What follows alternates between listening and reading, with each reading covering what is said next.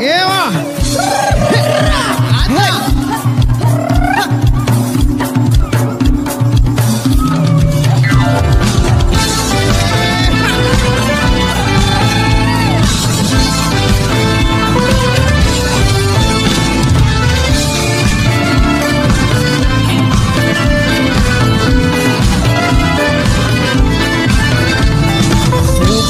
Melaka semua ada, kota pelancongan dah ternama.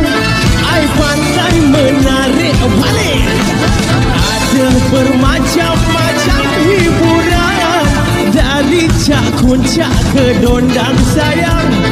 Medan berpantun orang Melaka, kadang kelakau bergurau senda.